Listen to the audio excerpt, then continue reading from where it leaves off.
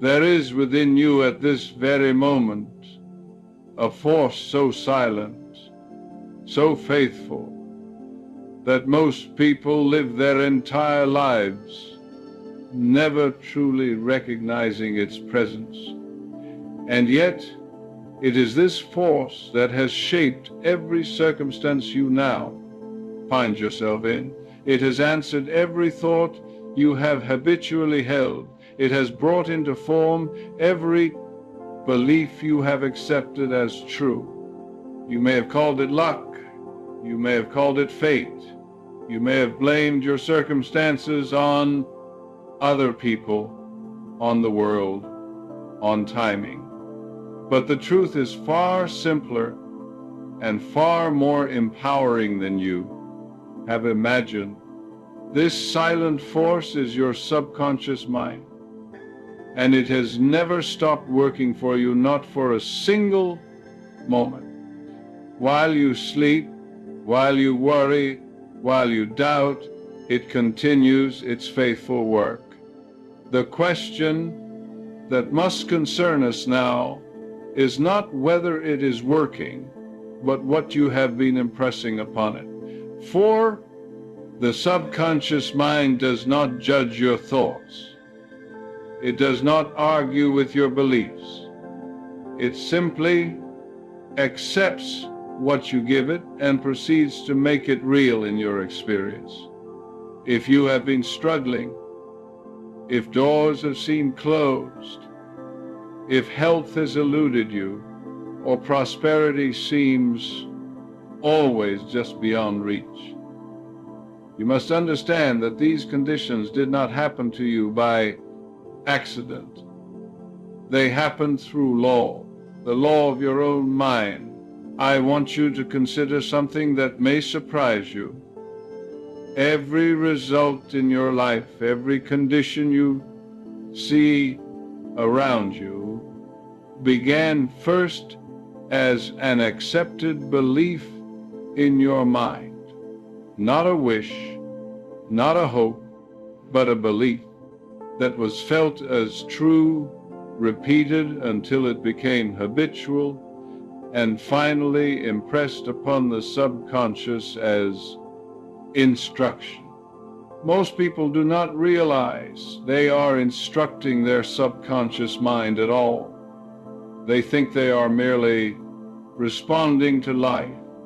They think their thoughts are private, inconsequential, that what they say to themselves in moments of fear or frustration does not matter.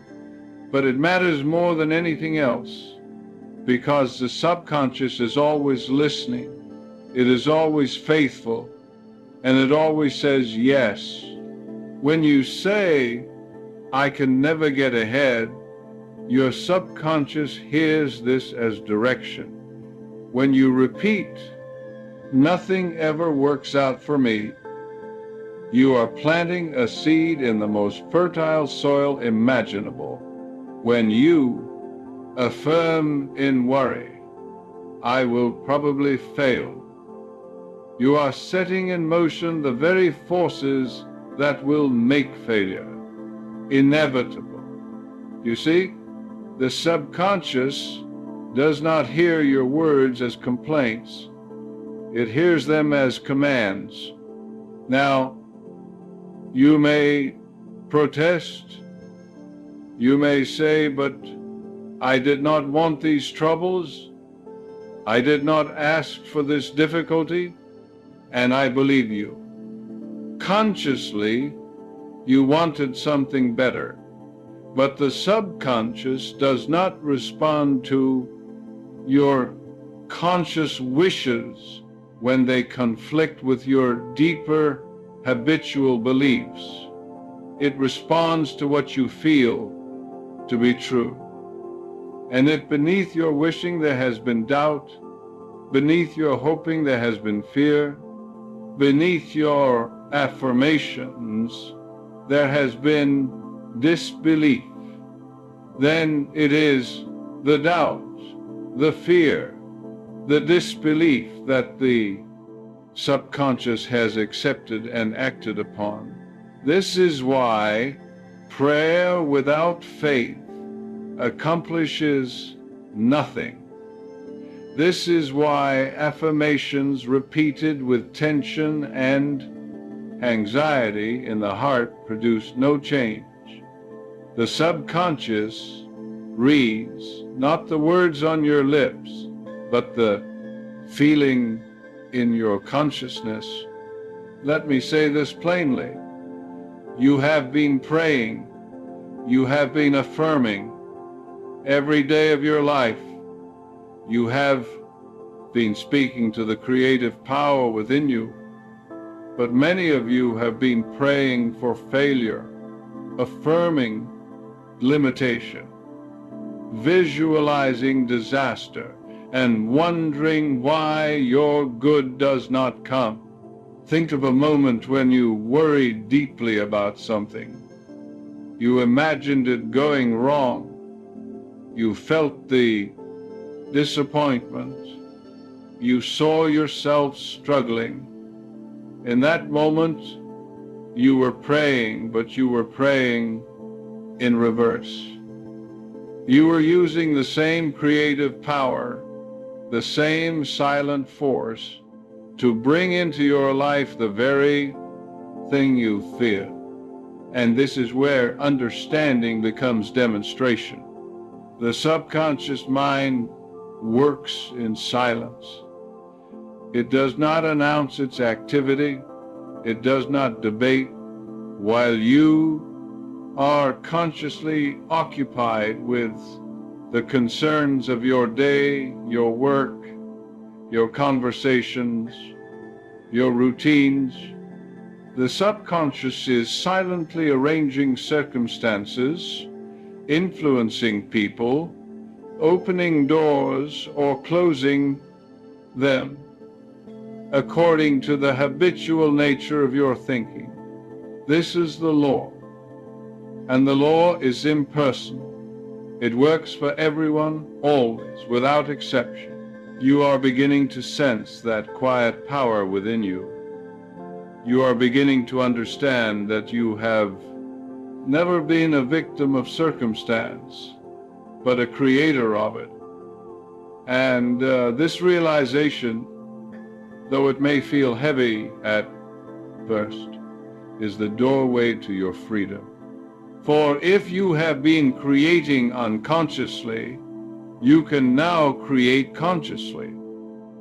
If your thoughts have been shaping your world without your awareness, you can now direct them with intention. The same force that has worked against you when misused will work for you when properly directed. The subconscious mind is not your enemy. It has never been against you. It is the most loyal servant you will ever know. It has only been doing what you taught it to do. It has only been faithful to the beliefs you impressed upon it. Now you must teach it something new. You must speak to it with faith. You must impress upon it the truth of what you desire, not the fear of what you dread. And it will respond not because it favors you, but because it cannot do otherwise. This is its nature. This is the law. What you accept inwardly, you experience outwardly. Let us now turn to the practical application of this truth. For understanding alone changes nothing. It is understanding applied, belief felt and accepted, that transforms your world.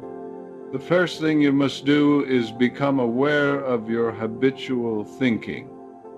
For most of the day, your thoughts run on their own, repeating old patterns, rehearsing old fears, replaying old disappointments. You must interrupt this stream. You must become the watchman at the gate of your mind. When a negative thought arises, and it will arise, For the mind has been trained in negativity for years. You do not fight it. You do not condemn yourself for thinking it. You simply replace it. You gently, firmly place in its stead a thought of truth. If the thought comes, "I am not good enough," you say quietly within yourself, "I am a child of the infinite. All the power and wisdom of God flows through me now. If the thought comes, 'I will never have enough,' you say, 'Divine abundance is my birthright. I am supplied from the infinite storehouse of good.'" You see, you are not arguing with the negative thoughts. You are starving it of attention and feeding the truth instead. And the subconscious, faithful as always, begins to accept the new instruction. This must be done with feeling. I cannot emphasize this enough. The subconscious is moved by feeling, by conviction, by the quiet sense of reality you bring to your mental images. If you repeat words mechanically, without belief, you are wasting your time. But if you repeat them with a calm sense of acceptance, a quiet knowing that this is true in the invisible realm and must therefore become true in the visible, then you are praying effectively. Let me give you an example. Suppose you are seeking employment. You have applied to many places. Doors have closed. Discouragement is setting in. Now, the subconscious has been receiving a steady impression, rejection, failure, unworthiness. It is faithfully producing more of the same. You must reverse this. Sit quietly each morning and each evening.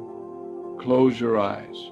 Feel yourself in the job you desire. Do not strain. Do not beg. Simply imagine with calm acceptance that you are already employed. See yourself going to work. Feel the satisfaction of meaningful activity. Hear your colleagues speaking to you.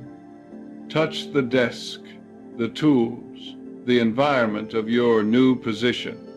And most importantly, feel grateful. Feel the relief. Feel the quiet joy of answered prayer. Let this feeling permeate your entire being. Hold it for 5 minutes, 10 minutes, as long as you can maintain the feeling without effort. Then release it. Go about your day, do what is yours to do. Apply for positions, yes. Speak to people, yes. But do so from a consciousness of already being employed in the invisible, knowing that the outer world must conform to the inner conviction. Can you feel that calm certainty stirring within you now? The subconscious does not know the difference between a vividly imagined experience and a real one. When you imagine with feeling, you are impressing the subconscious with the reality of your desire, and the subconscious, working in its silent, invisible way, begins to arrange the circumstances, the meetings, the opportunities that will make the outer correspond to the inner. This is not fantasy.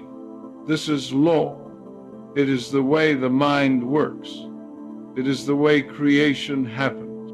Now, some of you will say, but I have tried this, I have visualized, I have affirmed, and nothing Let me tell you why. You affirmed with your lips, but you doubted with your heart.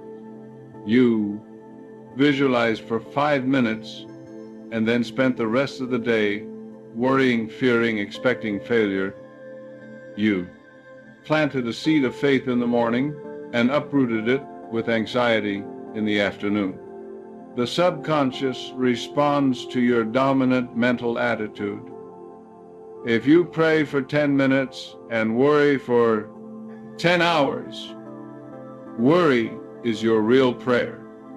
If you affirm abundance once and think thoughts of lack 100 times, lack is what you are impressing upon your deeper mind.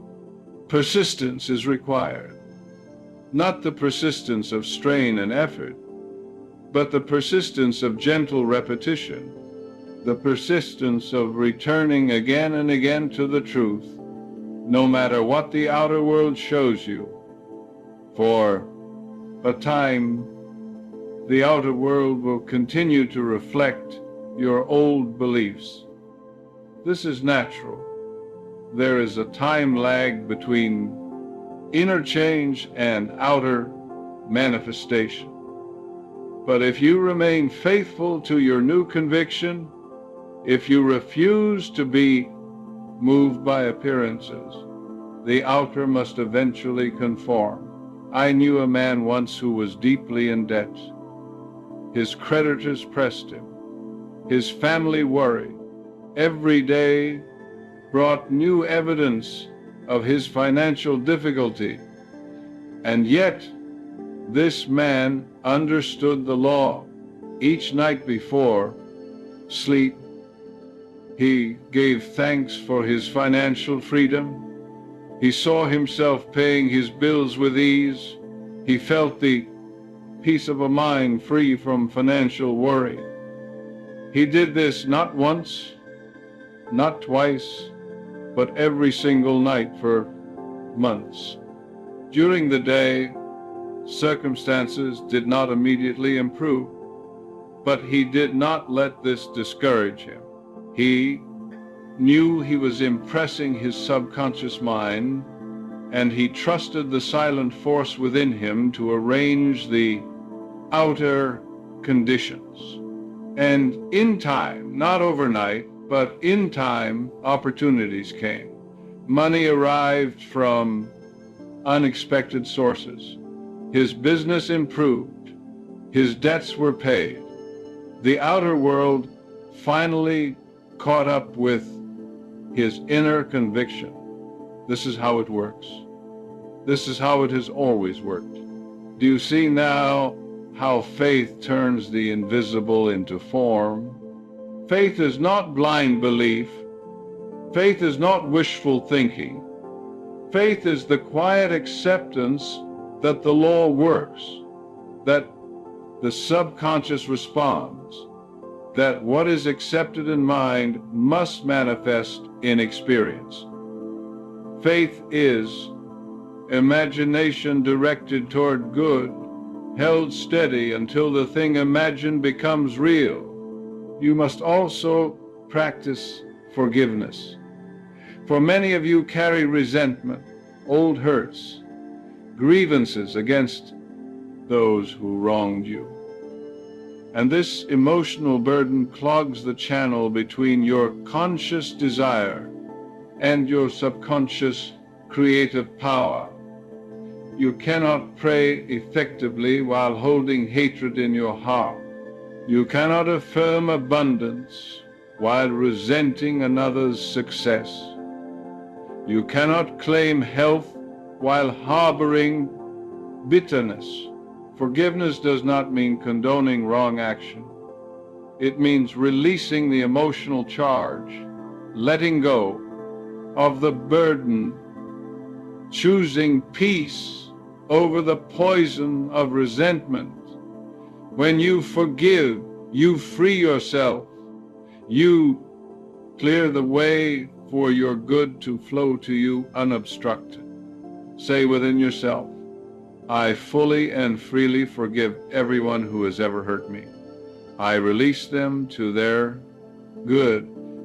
I am free, and they are free. There is no resentment in me. I am at peace. Feel this release. Let it be real, and you will find that as you forgive, your own prayers are answered more easily. For you have removed the block. Finally, cultivate gratitude. Gratitude is the feeling tone of answered prayer. When you give thanks for your good before it appears in physical form, you are affirming to your subconscious that it is already done.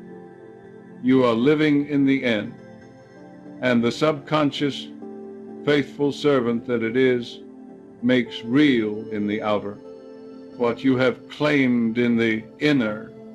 Give thanks for your health. Give thanks for your supply. Give thanks for the love and harmony in your life. Not as a trick, not as manipulation, but as a genuine acknowledgement of the truth that in the realm of mind, all things already exist. You are simply claiming your good and bringing it into manifestation. The subconscious is the servant of belief. And so, my friend, you now understand there is a silent force within you that has always been working, always responding, always creating your experience according to the beliefs you hold. It has never stopped. It will never stop. It is the law of your being. You have been using it unconsciously and often against yourself. But from this moment forward, you can use it consciously, deliberately, for your highest good. You can speak to it with faith. You can impress upon it the life you truly desire. And it will respond not someday, but now. For it is always working. It works in silence, but it never rests. Let go of your doubts. Let go of your fears. Let go of your old beliefs about limitation and lack. They were never true. They were simply accepted as true, and the subconscious made them real in your experience. Now accept something better. Accept health. Accept abundance. Accept peace. Accept love. Not as distant possibilities, but as present realities in the invisible realm of mind, now making their way into visible form. You are one with infinite intelligence. The same power that created the universe dwells in you. The same wisdom that orders the stars guides your life when you allow it. Trust this power. Cooperate with it through right thinking, right feeling, right believing. Go now in peace. Go in faith. Go knowing that the silent force within you is even now arranging your good, opening your way, bringing to you all that you have accepted in consciousness. It works in silence, but oh, how faithfully it works.